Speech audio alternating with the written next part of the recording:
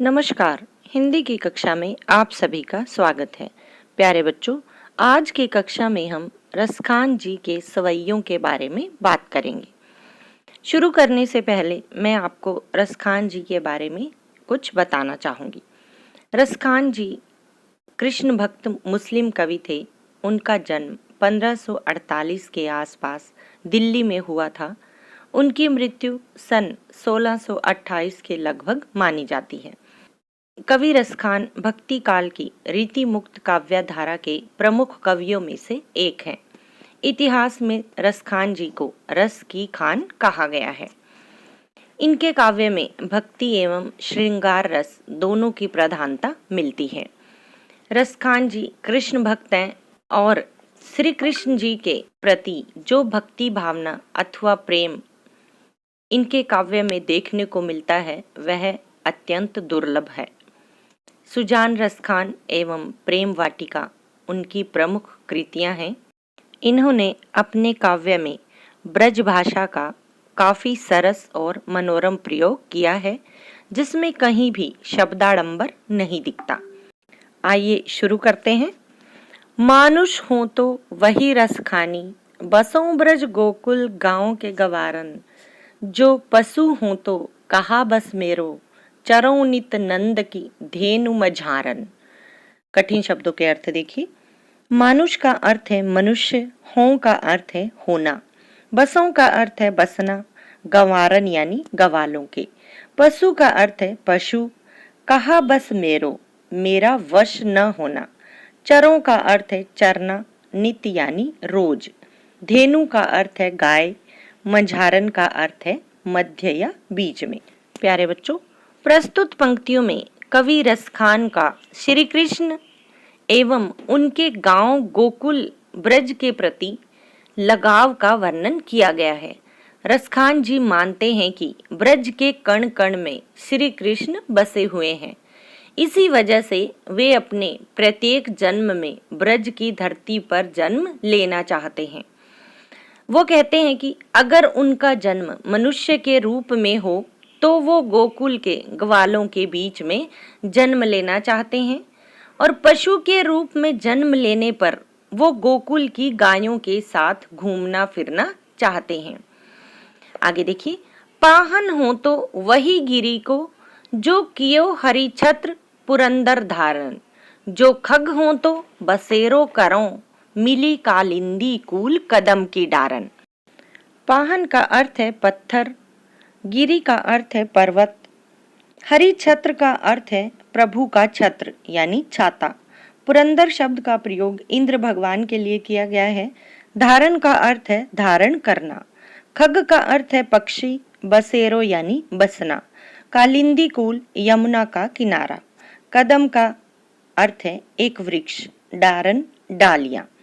प्यारे बच्चों, कवि कहते हैं कि अगर वो पत्थर भी बने तो उसी गोवर्धन पर्वत का पत्थर बनना चाहते हैं, जिसे श्री कृष्ण ने इंद्र के प्रकोप से गोकुल वासियों को बचाने के लिए अपनी उंगली पर उठाया था। और अगर वो पक्षी भी बने तो वो यमुना के तट पर कदम के पेड़ों में रहने वाले पक्षियों के साथ रहना चाहते हैं। इस प्रकार कवि चाहे कोई भी जन्म ले, वो रहना ब्रजभूमि पर ही चाहते हैं। अगली पंक्तियां देखिए। या लकुटी अरु कामरिया पर, राज तिहुपुर को तजी डारो। आठों सिद्धि नव निधि के सुख, नंद की गाय चराई बिसारो। लकुटी का अर्थ है लाठी, अरु का अर्थ है और, कामरिया यानी कंबल। तिहुपुर का अर्थ है तीन लोक, तजी यानी त्याग देना, छोड़ देना, डारो डालना। आठों सिद्धि आठ सिद्धियां, अणिमा, महिमा, गरिमा, लघिमा, प्राप्ति, प्राकाम्य, ईशित्व और वशित्व, ये आठ सिद्धियां हैं। नवनिधि नौ निधियां, पदम, महापदम, शंख, मकर, कच्छप, मुकुंद, कुंद, नील एवं खरव, ये कुबेर की निधियां हैं। गाय का अर्थ है गाय, बिसारो यानी भूल जाना। प्यारे बच्चों, इन पंक्तियों में कवि रसखान का भगवान श्री कृष्ण एवं उनसे जुड़ी वस्तुओं के प्रति बड़ा गहरा लगाव देखने को मिलता है। वे कृष्ण की लाठी और कंबल के लिए तीनों लोकों का राजपाट तक छोड़ने के लिए तैयार हैं।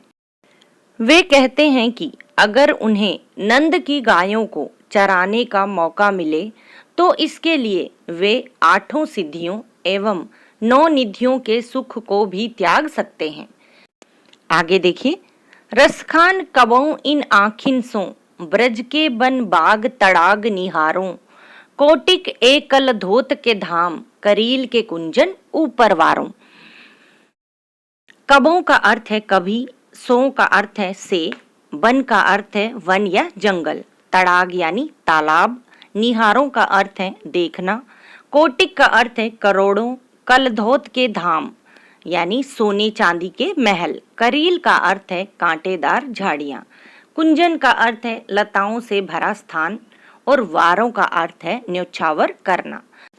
प्यारे बच्चों, रसखान जी कहते हैं कि उनका हृदय इस लालसा से भरा हुआ है कि कब अपनी इन आँखों से ब्रजभूमि के वन, जंगल, बाग, तालाब आदि देखने का अवसर उन्हें प्राप्त होगा। कहते, मैं ब्रज की लताओं से लदी कांटेदार झाड़ियों के ऊपर करोड़ों सोने चांदी के महल न्योछावर कर सकता हूँ। ये सभी त्याग कर मैं ब्रजभूमि में निवास करने के लिए तैयार हूँ।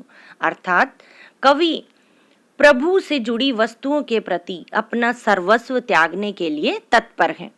आगे देखिए, मोर पखा सिर ऊपर राखी हो, गुंज की माल गरे पहरोंगी, ओढ़ी पितंबर लै लकुटी, बन गोधन गवारनी संग फिरोगी।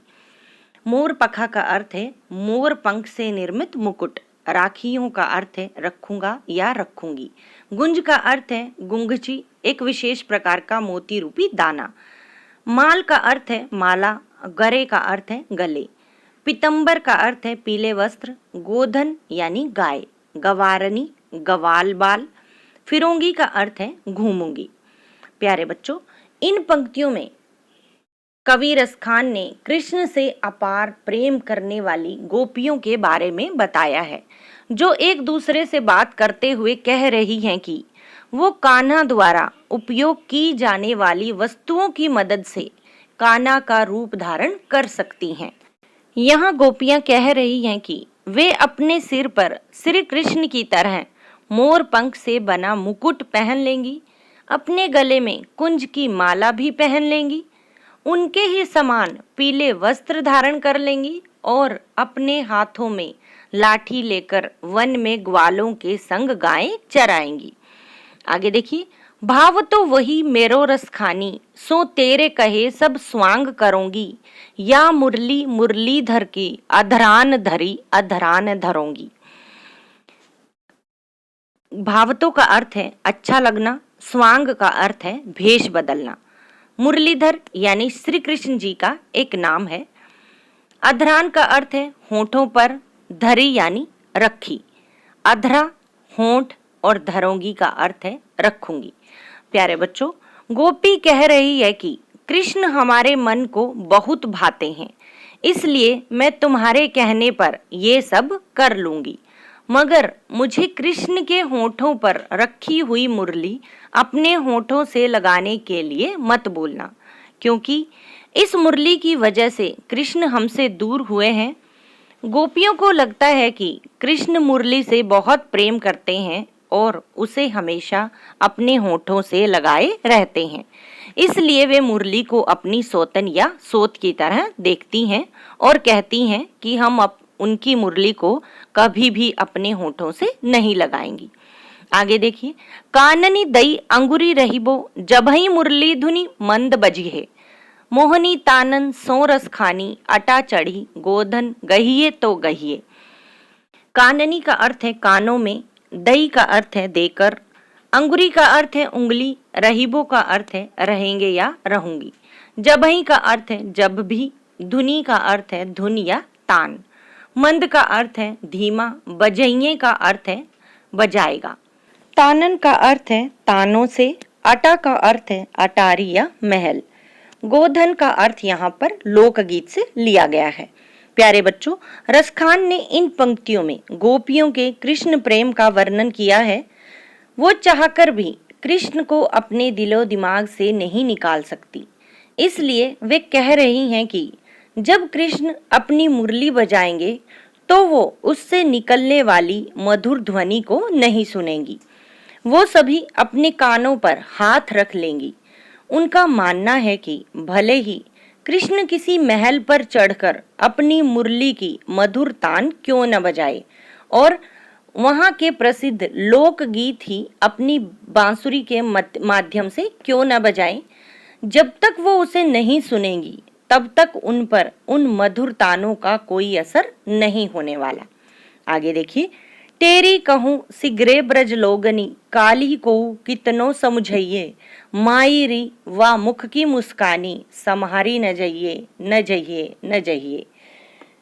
तेरी का अर्थ है पुकारना, सिगरे का अर्थ है पूरे यानी संपूर्ण, कालही का अर्थ है कल, को का अर्थ है कोई, माई का अर्थ है माता, सम्हारी न जइये अर्थात संभाला न जाना या संभालने पाना।